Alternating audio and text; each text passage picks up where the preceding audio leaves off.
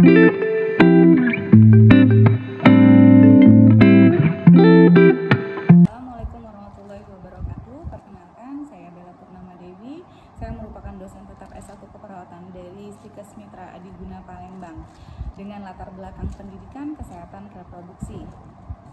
Video kali ini yang akan saya sampaikan adalah video untuk mata kuliah perawatan kesehatan reproduksi dengan capaian pembelajaran yang diharapkan adalah setelah mengikuti pembelajaran, mahasiswa mampu melakukan asuhan keperawatan pada wanita usia subur, pasangan usia subur, wanita dalam masa childbearing, maupun wanita usia lanjut atau menopause. Sebelum perkuliahan dimulai, saya menjelaskan kontrak perkuliahan pada pertemuan pertama, kegiatan apa saja yang akan dilewati beserta dengan proses atau metode pembelajarannya.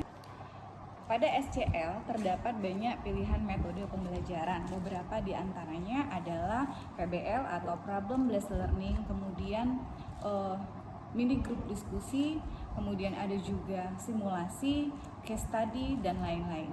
Tetapi untuk metode kali ini saya akan menggunakan metode mini group discussion, di mana mahasiswa akan diberikan satu kasus untuk dibahas dan bisa menegakkan asuhan keperawatan pada wanita lansia atau menopause. Baiklah, semoga video yang saya sampaikan kali ini dapat bermanfaat untuk kita semua. Saya akhiri sekian dan Assalamualaikum warahmatullahi wabarakatuh. Assalamualaikum warahmatullahi wabarakatuh. Waalaikumsalam warahmatullahi wabarakatuh. Baik, kali ini ketemu lagi dengan Ibu untuk pertemuan yang ke-8 ya. Masih sama dengan mata kuliah perawatan kesehatan reproduksi. Baik, sebelum mulai materi pada hari ini, Bu absen dulu ya. Yang pertama Aas Marcelia, ada Bu Aisyah Aulia, ada Bu Andi Andriani, ada Bu Armila, ada Bu Cindy Agustina, ada Bu Dera Sustini, ada Bu Enfa Aldesa, ada Bu Firamita, ada Bu Hela, ada Bu Helna, ada Bu. Baik, untuk kali ini Ibu akan membahas tentang Funekalium ya. Sebelum kita masuk ke mata kuliahnya, di sini ada pun capaian pembelajaran lulusan. Untuk capaiannya di sini mampu memberikan asuhan keperawatan secara profesional pada tatanan laboratorium dan lapangan, klinik dan komunitas untuk meningkatkan kualitas asuhan keperawatan dan keselamatan klien. Untuk capaian pembelajaran mata kuliahnya atau CPMK-nya di sini mahasiswa mampu melakukan asuhan keperawatan maternitas secara profesional pada tatanan laboratorium dan lapangan, klinik dan komunitas untuk meningkatkan kualitas asuhan keperawatan dan keselamatan klien.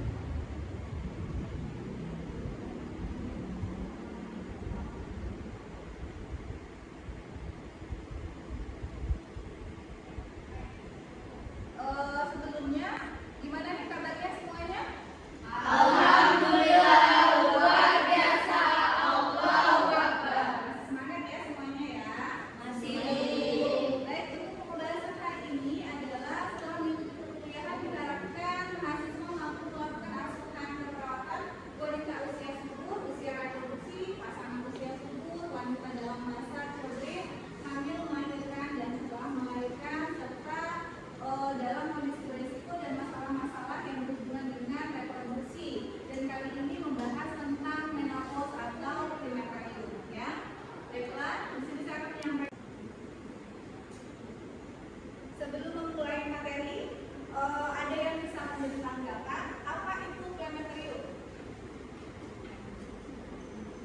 Boleh angkat tangannya. Apa itu premenstrual? Ya, boleh, Enfa. Premenstruum atau menopause adalah suatu kondisi di mana seorang wanita itu tidak bisa lagi mengalami menstruasi atau tidak bisa lagi memproduksi sel telur secara sempurna. Baik, sudah benar. Ada pendapat yang lain, teman-temannya? Boleh angkat tangannya. Apa itu premenstruum? Jelasin ya. Jadi di sini premenstruum adalah fase peralihan antara premenopause dan pasca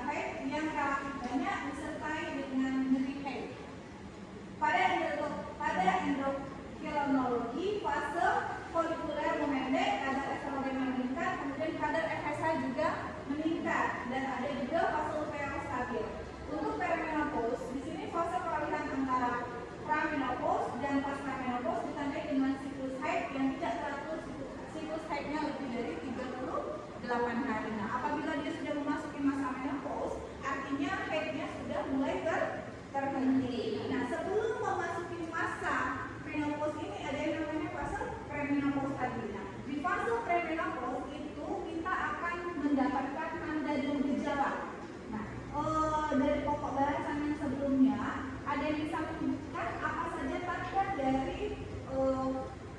tanda dari masa-masa premenopause? Ada yang tahu? Ya, boleh. Perubahan fisik. Perubahan fisik. Kemudian perubahan fisik yang bagaimana? Seperti kan mau terus kayak apa nih? Terus dia suka nyari mungkin.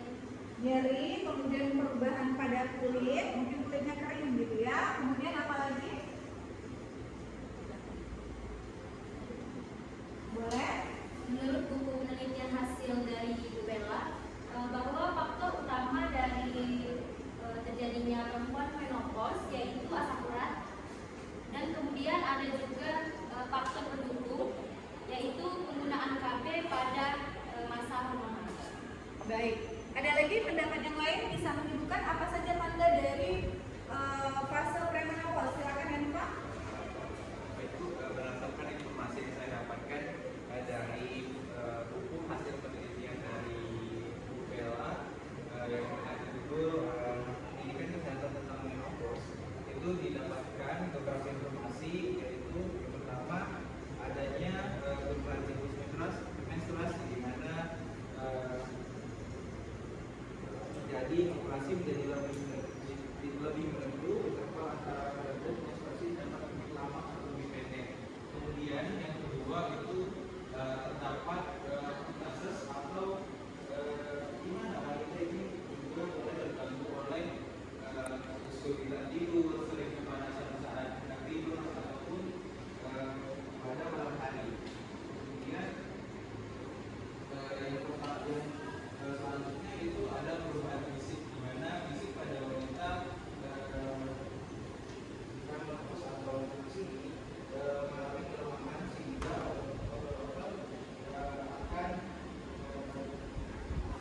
otot-otot akan kehilangan. Baik, ini sudah membagi dua kelompok. Sekarang kasus sudah dipegang ya.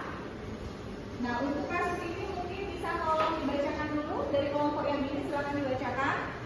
Saya nyonya R, umur 52 tahun, jenis kelamin perempuan, pendidikan terakhir S1, agama Protestan, status pernikahan menikah dan beralamat di Jalan Kongge Sudarso, Pontianak Barat. Nyonya R mengatakan sering merasakan nyeri sendi di kedua lututnya. Nyeri sendi yang dirasakannya mulai pada saat menjelang menopause. Klien menopause sejak usia 50 tahun. Klien mengatakan untuk mengurangi rasa nyeri yang dialaminya, klien mengetuk-ngetuk lututnya. Jika tidak hilang, ia menggunakan koyo di kakinya. Klien juga tidak mengetahui cara lain mengatasi nyeri selain menggunakan koyo dan obat-obatan. Klien sering merasa kepanasan pada malam hari. Untuk mengatasi hal tersebut, klien menggunakan kulkas. Klien mengatakan hanya sedikit mengetahui tentang menopause, yaitu menopause adalah wanita yang tidak menstruasi lagi, dan bila usia menat cepat maka usia menopause cepat pula. Ketika ditanya, klien tampak bingung, menunjukkan persepsi yang salah. Klien juga bertanya tentang seputar menopause. Klien mengatakan tidak mengetahui tentang keluhan-keluhan pada saat masa menopause, penyebab menopause, mengapa nyeri sendi bisa terjadi pada menopause, dan cara-cara mengatasi keluhan tersebut. Baik, ya. Di situ sudah diceritakan bahwa di sini ada kasus Nyonya R, umur 52 tahun, jenis kelamin perempuan yang sedang mengalami menopause. Sekarang kita kelompokkan dulu untuk analisa datanya. Data apa saja yang bisa kita angkat? Yang pertama, boleh dari kelompok ini. Data subjektif untuk analisa datanya apa saja? Untuk data subjektif, klien mengatakan bahwa untuk mengurangi rasa nyeri sendi yang dialami, klien mengetuk-ketuk lututnya. Kemudian yang silakan dicatat ya, teman-temannya dicatat. Jadi nanti kita bisa tahu diagnosa apa yang bisa kita angkat dari data subjektif ini ya, analisa datanya. Kemudian ada data apa lagi?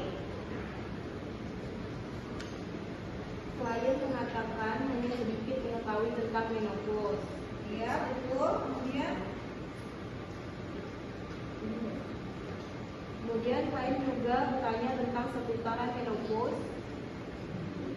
Dan DO klien tampak bingung. Kemudian persepsi yang salah. Di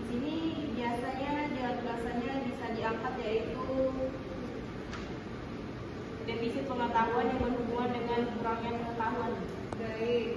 Jadi kelompok ini mengangkat diagnosa tentang defisit pengetahuan atau kurang pengetahuan ya. Baik, jadi dari kelompok yang pertama sudah membahas tentang analisa datanya kurang pengetahuan ya. Dari kelompok ini kira-kira pendapatnya bagaimana, apa saja yang bisa diangkat untuk analisa datanya sehingga bisa mengangkat diagnosanya?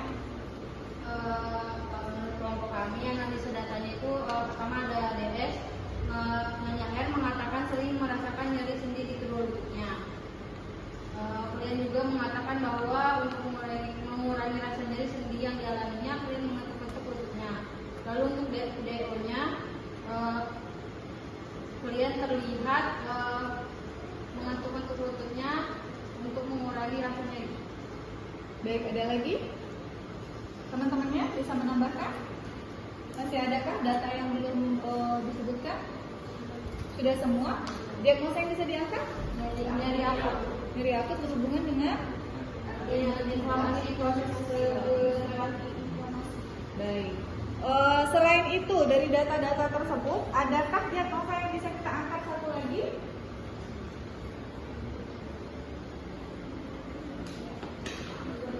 Gangguan merasa nyaman hubungan dengan ketidakadekuatan sumber daya. Betul ya. Dari data mana kita bisa dapat?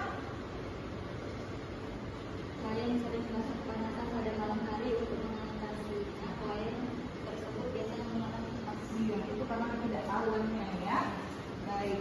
Dari diagnosa, tadi 3 diagnosa ya. Yang pertama berarti prioritasnya adalah Nyeri. Yang kedua kurang pengetahuan. Ketiga kesamaan dan nyaman ya. Nah, untuk intervensinya kira-kira apa saja yang bisa kita lakukan? Mungkin dari dulu ya. Dari intervensinya apa yang bisa kita lakukan? Kita berikan kepada klien. Biasanya Bu, kita pada saat ada orang yang nyeri itu kita pertama bisa gunakan terapi farmakologis, yaitu mengajukan dengan cara relaksasi nafas dalam. Relaksasi nafas dalam, kemudian Bisa juga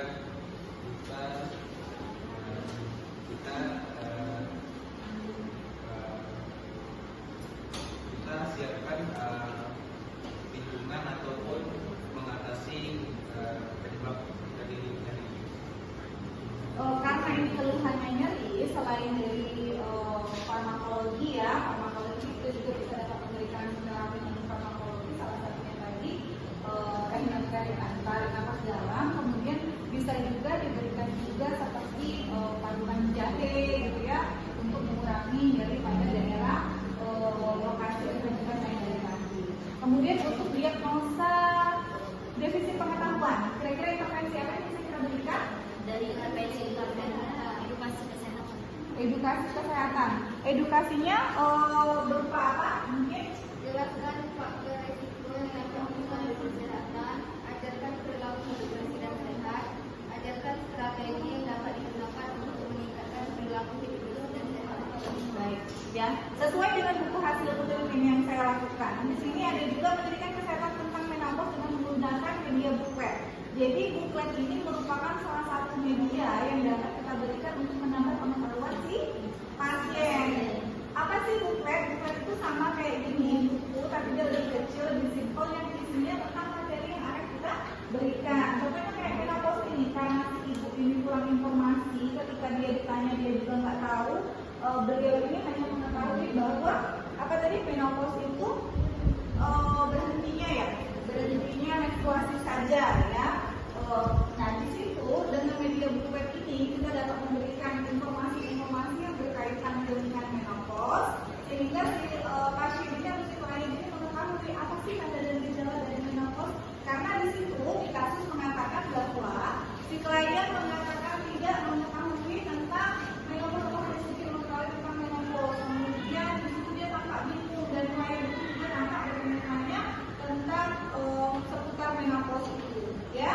Jadi di sini sebenarnya sudah banyak informasi yang dapat kita berikan ke klien dengan media buklet dan yang isinya materi-materi tentang menopause tadi, ya. Kemudian diagnosa yang ketiga tadi adalah gangguan rasa aman dan nyaman. Kira-kira intervensi apa yang bisa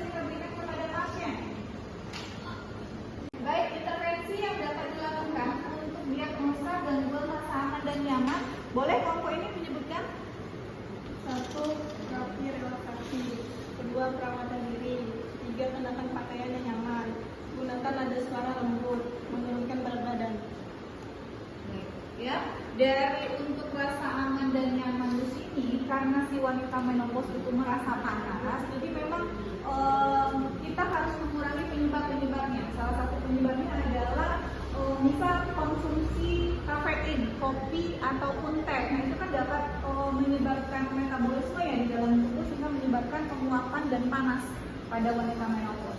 Selain itu juga menurunkan berat badan. Nah, berat badan yang semakin meningkat itu juga dapat menyebabkan temperatur di dalam tubuh itu juga semakin meningkat. Itu kemudian juga suasana, dilihat di suasana atau situasi ruangannya. Apabila memang kurang ventilasi, artinya memang ruangan itu harus cukup ventilasinya, sehingga tidak menyebabkan penguapan atau menguap di dalam ruangan tersebut. Itu ya. Dari ketiga diagnosa ini semuanya baik. Ada yang ingin bertanya? Ayo Bu, silakan. Maksudnya Bu, ada yang ingin bertanya, apakah ada menopause sejak dini? Berarti ini menopause dini gitu ya. Nah, menopause dini itu ada ya dan sering terjadi. Nah, menopause dini ini biasanya dia diakibatkan dulu dari menarche-nya. Dia menarche-nya ini apakah dia awal atau di terjadi keterlambatan. Maksudnya seperti ini. Kita biasanya menstruasi pada usia 1 SMP misalnya, mens pertama kali ya. Menstruasi itu mens pertama kali di 1 SMP. Nah, ini misalnya si anak tersebut dia sudah menstruasi pada usia sebelum SMP tadi, misalnya pada usia kelas 5 atau usia kelas 6. Nah, ini merupakan salah satu faktor penyebab menopause ini.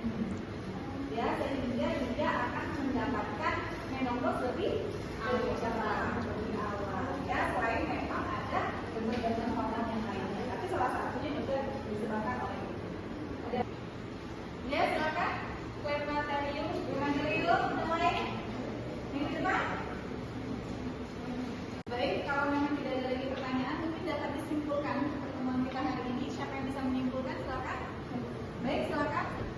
Kesimpulan dari materi pada hari ini yaitu menopause adalah penghentian permanen menstruasi yang disebabkan oleh kegagalan ovarium.